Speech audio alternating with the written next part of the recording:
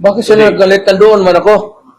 Yung sa Congress. Sa Quadcom. Sa Quadcom. Not sa Senate. Sa Quadcom na. Hindi sa Senate, sa Quadcom. Mga congressman. Kasi inimbitahan ka daw through Attorney Delgra. Galit sila? Galit sila kasi hindi ka daw sumipot. Hindi ka daw sumipot. Sinong galit sa akin? Yung nagsabi si Abante, saka yung si Dan Fernandez at saka si Sipain ko sila sabihin mo. Tangina, sila pa ang galit ngayon. Buang. At sinabi pang ipakuntim ka daw. Sige daw. Si Paduano nagsabi, kaniha lang. Sino? Paduano. Yung Congressman Paduano. Congressman Paduano. Kasi Sino yung unggoy na yan?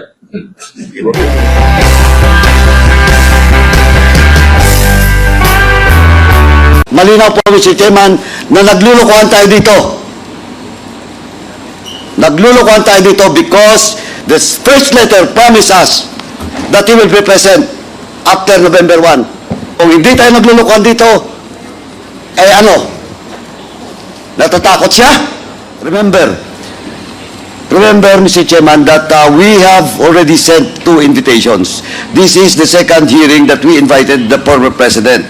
And the first invitation was answered by Attorney Delga, for on behalf of the president, in the absence of that authority being requested by this committee through this representation during the last hearing. Now, Mr. Chairman, looking at the answer, looking at the reply of Attorney Delga on the first hearing, well, in fact, Mr. Chairman, naglulukuhan tayo dito. Why? Why? Because the first reply made by Attorney Delga representing the former president is that the excuse is that the former president needs much rest, and assured this committee that he will be present in the next hearing. At the same time, he has a specific date, Mr. Chairman, given to this committee through this letter, after November 1. And let me read, Mr. Chairman, allow me to read in toto the portion of such reply coming from Attorney Delga. Hence, my client respectfully requests to defer his appearance before the Honorable Committee scheduled tomorrow. Rest assured of my client's willingness to appear before the House of Representatives on some other available date, preferably after November 1, 2024. And for the record, Mr. Chairman, the invitation that was sent to the former president and was answered by Attorney Delga was before the presence of the former president in the Senate. And he has promised us, this committee, through his letter, that after November 1, he will be present in today's hearing. Ano to? Naglulukuhan tayo dito? Well, in fact, I will not discuss and argue with our colleague, Congressman Kit Flores, with regards to the content of this second letter. But, malinaw po, Mr. Chairman, na naglulukuhan tayo dito. Naglulukuhan tayo dito because the first letter promised us that he will be present after November 1. Kung hindi tayo naglulukuhan dito, natatakot siya na pumunta dito? So, Mr. Chairman, that's why my first motion was to issue a so-called order for Attorney Delga to answer both letters. And, Mr. Chairman, and I would like to reiterate once again that we should invite again the former president to be present in the next hearing. Mr. Chairman. Thank you, Mr. Chairman. Thank you. Mr. Chair. As I promised, Congressman Fernandez, Yes. and then we will rule on the motion. Okay. Mr. Chairman, Congressman Arco. Mr. Chairman, there are 3 reasons mentioned by Attorney Delgra in consultation with the former president para hindi po siya umattend ng ating pong hearing. First, binanggit po niya yung pangalan ko at binanggit niya yung pangalan ni Chairman Abante. that nag-prejudge na po kami doon sa mga binanggit niya po doon sa Senado, and citing some provision of Republic Act 9851, particularly Section 6 on the willful killing.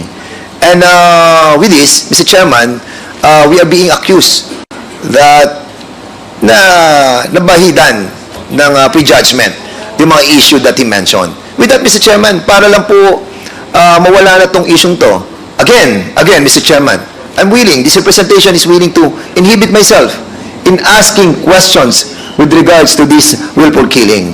And I hope that my co-chair here, Chairman Abante, will do the same in relation to the first issue that the former president, with consultation of his lawyer, cited in this letter. Secondly, that's the reason why we asked the presence of Colonel Grijaldo to be here, because he accused us of coercion and harassment and threats. And that's the reason why we are questioning, yung mga medical certificate that he submitted to this Congress. We wanted that the integrity of this Quadcom will be cleared eventually. And with that, Mr. Chairman, eradicating the coercion and harassment and the threats that he accused us, then the reason for the President not to attend on this Quadcom will be eliminated. Thirdly, Mr. Chairman, the only last reason that he mentioned in this letter is all the questions were already answered in the Senate. And that is not true, because we have a lot of 20,000 questions that we wanted to ask him. And with this, Mr. Chairman, yung pong reason niya for not to be here is not acceptable. So, Mr. Chairman, I believe that my position, in trying to inhibit ourselves, in this investigation pertaining to the number one issue that he mentioned, and also with the issue of Colonel Grijaldo, we will comply with the mandate of this Quadcom to inhibit ourselves and be a part of the resource persons that will be questioned by the members of this Quadcom. Thank you, Mr. Chairman. Thank you, Congressman Dan Fernandez. Now, Congressman Ace Barbers. There was a motion earlier that the committee invite Attorney... Mr. Chairman, you are recognized. Thank you. That Attorney Delgra, being the counsel of the former president, be invited in the next hearing. And we direct the committee secretariat to take note of that and send the invite in the next Quadcom hearing to Attorney Delgra. Any second? Duly seconded. Any objections? I object, Mr. Chair. May I know what is the objection of Congressman? We'll get nothing from him, Mr. Chair. He always just gonna say is that is what my client said. So that's the end of it, Mr. Chair. 1 minute suspension.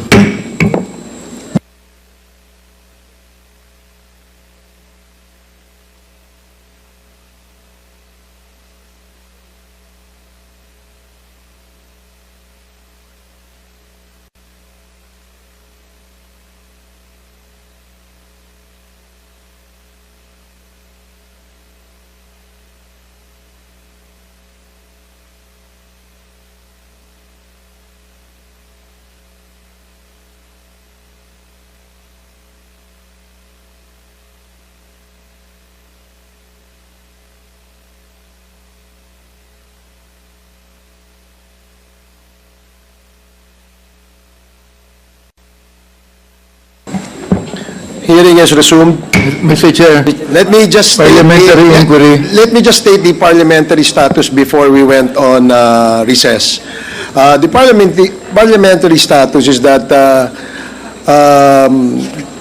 we are approving and voting on the motion by Congressman Acop to invite Attorney Delgra, being the lawyer and counsel of the former president. And when the chair asked for a second, there was a second to this motion. But when the chair asked for an objection, there was an objection stated by Congressman Keith Flores. Am I made to understand, Congressman Flores, that you are withdrawing your objection?